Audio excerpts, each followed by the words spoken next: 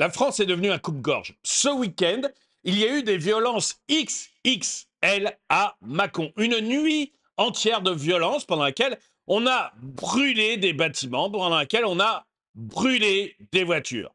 Ce que l'on devrait se dire dans des cas pareils, eh bien, c'est tout simplement qu'il faut envoyer le nombre de flics nécessaires pour calmer tout le monde et mettre en tôle tous ceux qui ont participé à ça. Eh bien non, non, pas en France.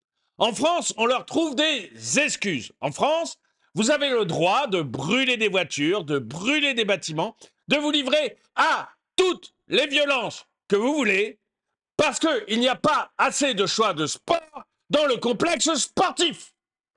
Bonjour et bienvenue dans cette nouvelle vidéo de DME en direct. Comme toujours, si vous n'êtes pas abonné, je vous suggère de le faire et de cliquer sur la cloche pour être prévenu lorsque je sors une nouvelle vidéo. Et vous devriez aller voir sur la boutique DME, vous allez trouver un truc qui vous plaît, ça je vous assure que vous allez trouver. 7 logos, 90 produits filés sur la boutique DME, le lien est dans la description. Mais attendez d'avoir regardé cette vidéo pour filer. Regardez d'abord la vidéo.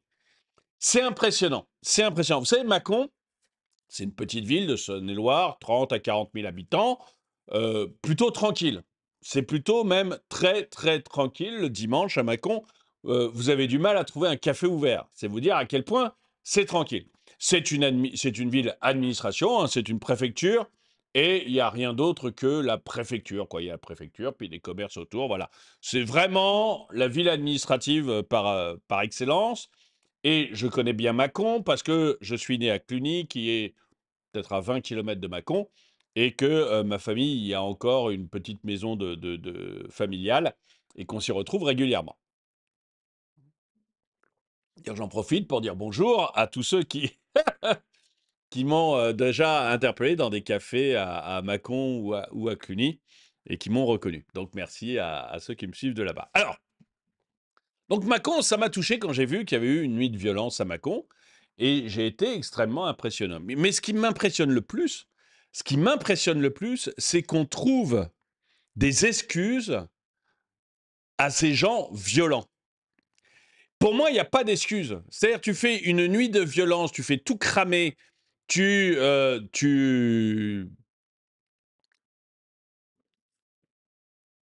fais quasiment une insurrection. Pour moi, il n'y a pas d'excuse. Pour moi, c'est la tôle. Voilà.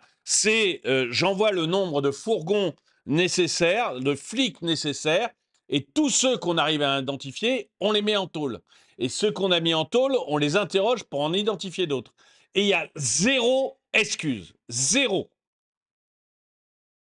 Mais là, non. Là, en fait, on trouve des excuses. C'est insupportable. Tout leur est dû. Attends, je vais régler ça un peu mieux. Tout leur est dû.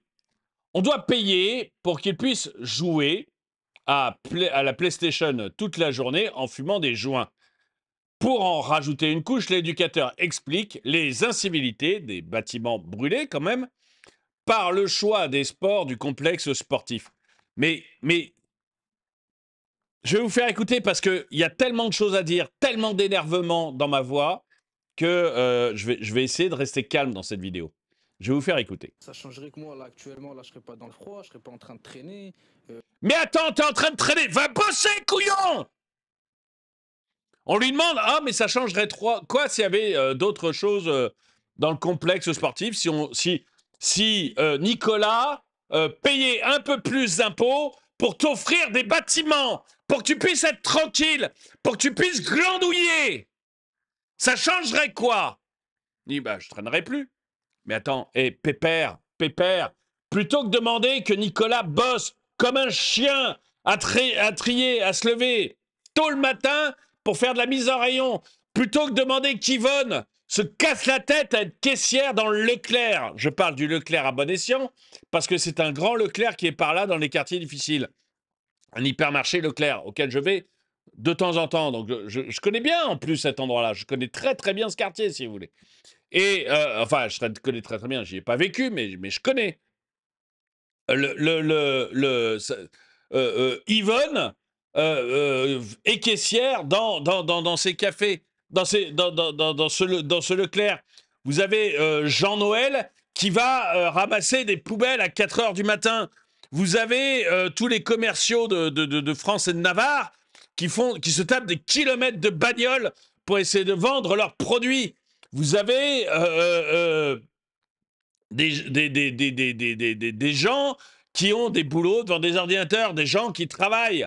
Vous avez des patrons de café, des patrons de restaurants, des petits artisans, des petits commerçants, des boulangers qui sont étranglés par le prix de l'électricité, étranglés par les taxes.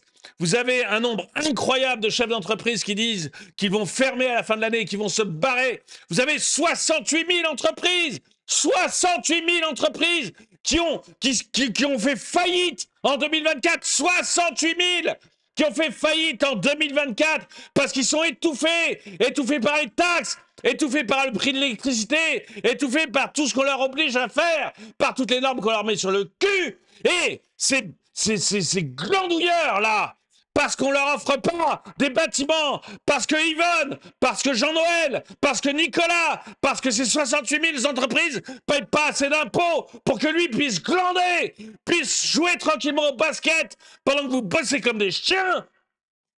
Ça justifie qu'il aille faire brûler des bâtiments.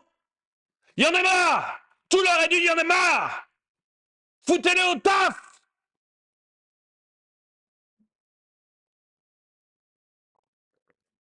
Tu veux pouvoir jouer au basket tranquille? Tu vas bosser! Tu vas bosser et tu t'inscris dans un club et tu vas jouer au basket.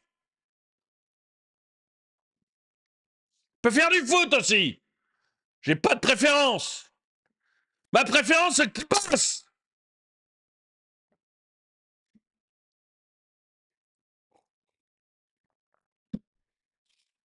J'en ai ras-le-bol de voir ça.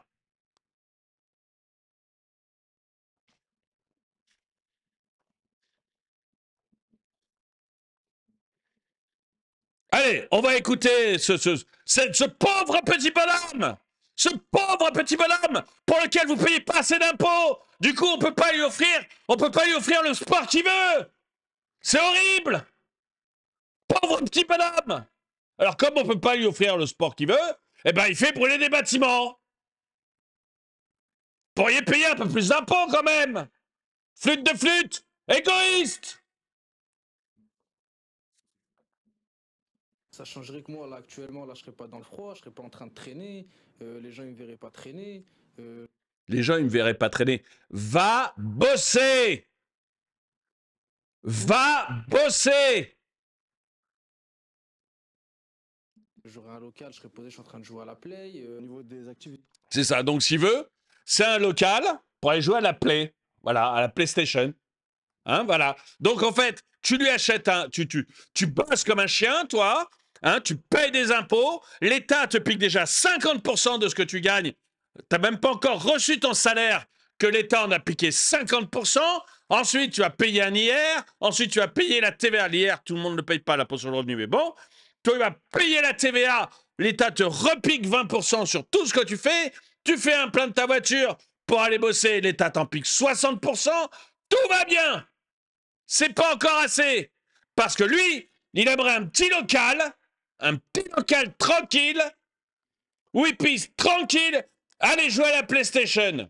Enfin, le temps que la PlayStation reste dans le local. Hein, parce que, à mon avis, on va l'appeler Gabriel ou Benoît. Hein, ça doit être Benoît, à mon avis. Benoît ou Benoît, je sais pas trop. Mais, mais, à mon avis, ce gars-là, ce mec qui fait brûler des bâtiments, ce mec qui fait brûler des voitures, tu lui mets une PlayStation dans un petit local, sa première réaction, ça va être de prendre la PlayStation et de l'amener chez lui. Et si tu refuses, il va brûler le local.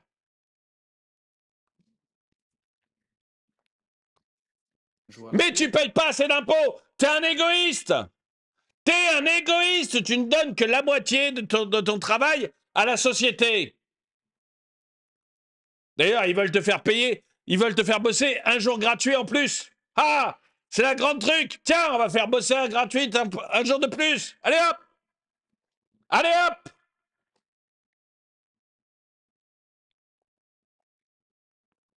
Je suis désolé, je m'énerve, mais j'en ai marre. On donne la moitié de notre richesse à cet État et il n'est pas foutu de faire régner la paix.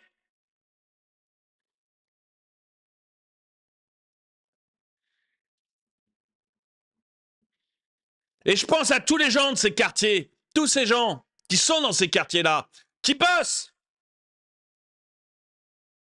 Je pense à celle qui est caissière. Je pense à celui qui fait de la mise en rayon. À celui, je parle souvent de la mise en rayon parce que je vous assure que c'est compliqué le matin. Quand vous rêvez hyper tôt, avant tout le monde, pour aller mettre des trucs dans les rayons des supermarchés, c'est un boulot compliqué. Que vous devez passer régulièrement dans le frigo pour aller chercher les trucs congelés ou les trucs froids. C'est compliqué comme métier. Hein. Ceux qui font éboueurs. Et eux, ils habitent dans ce quartier-là et ils voient leur quartier et l'endroit où eux faisaient du sport parce qu'ils avaient peut-être pas envie de faire du basket et du foot ou de jouer à la play. Ils le voient cramer. Ils voient leurs impôts cramer, ils voient leurs bagnoles cramer. Tout ça parce que l'État, à qui on donne 50% de notre richesse, n'est pas foutu de faire régner l'ordre. Ras le bol. Au niveau des activités pour les jeunes, il n'y a pas vraiment ce qu'il faut. On a un complexe ici, mais avec de l'escrime, du squash, c'est pas forcément. Mais on s'en tape.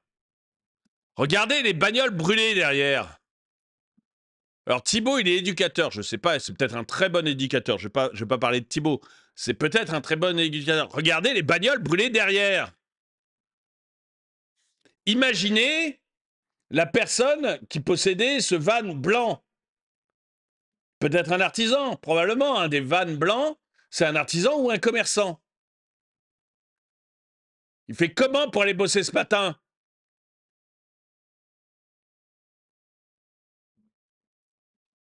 Il fait comment pour aller bosser ce matin?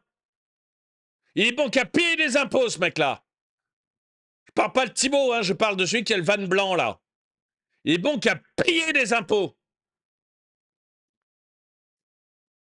L'escrime, du squash, c'est pas forcément adapté. Ça n'excuse rien, mais ça peut expliquer certaines incivilités à un moment donné. Non, ça n'explique rien, Thibaut. Alors, tu as raison, ça n'excuse rien, mais deux, ça n'explique rien. Ce qui explique ça, c'est qu'on a un État lâche. C'est que ces voyous savent qu'ils peuvent faire tout cramer et qu'il leur arrivera rien. Rien du tout. Au maximum, s'il y a des policiers zélés qui ne suivent pas trop les ordres de l'État et qui chopent quelques-uns de ces malfrats, le juge leur donnera au pire, un stage de civilité. Il leur arrivera rien, donc ils savent qu'ils peuvent tout cramer. Et non seulement ça, mais ils savent qu'une fois qu'ils auront tout cramé, Nicolas, Yvette, Jean-Benoît continueront à payer un maximum d'impôts pour que cet État lâche reconstruise tout neuf et leur donne leur petite salle à eux dans lesquelles ils pourront faire ce qu'ils ont envie de faire jusqu'à ce qu'ils la crament parce qu'ils la crameront aussi cette petite salle. Et vous paierez des impôts pour réinstaller tout, pour tout reconstruire. Jusqu'à la prochaine fois où ils auront un pet de travers et où crameront tout. Quand est-ce qu'on met du flic? Quand est-ce qu'on arrête tout le monde? Quand est-ce qu'on met tout le monde en tôle?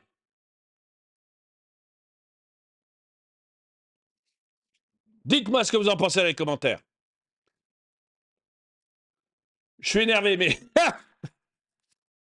allez voir la boutique d'ME. Hein, vous allez trouver cette... Vous voyez, là, en France, on ne résout pas les problèmes, on taxe. Je trouve que ça va très, très bien avec cette vidéo. Très, très bien avec cette vidéo. Je l'ai là sous forme de mug.